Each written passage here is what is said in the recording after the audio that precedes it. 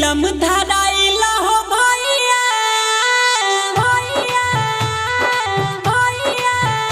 कनी चिलम धराइल हो भैया डीजे पर तब कमर हिलतै कनी चिलम धराइल हो भैया डीजे पर तब कमर हिलतै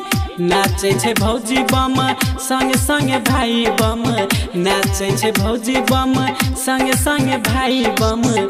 तनी माचिस धराई दहो भैया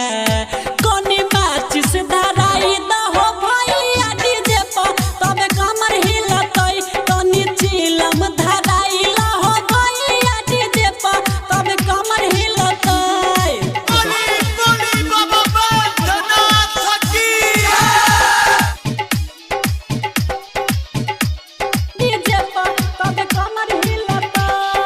जब जब डीजे थाम के छियो लोटा से जल हमर छल के छियो सावन में गर्दा उड़ा दे छियो भोले पर जलवा चढ़ा दे छियो हो गाना खाली भोले के लगई हां नाचे लेल तैयार छै सब नचई हां चुपे चोरी मोबाइल से वीडियो नहीं बनई ह न त मार क लेबो गोली फायर क देबो तनी माचिस धराई दहो भैया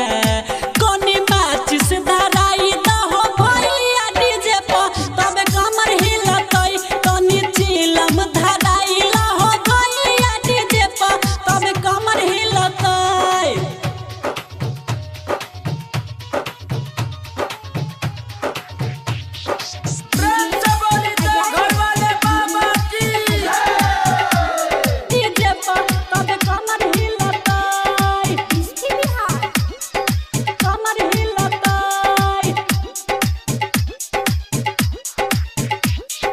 राइटर रमेश जी लिखे छो रामदेव यादव गावे छो डीजे पर कमर हिलावे छो सबके मन हर्षावे छो हो मनीष यादव के लक सहयोग तबे बजलै बाबा के भजन रामकांत गुरु छाड़ा खाइ के भांग के गोला देव घर जाई छै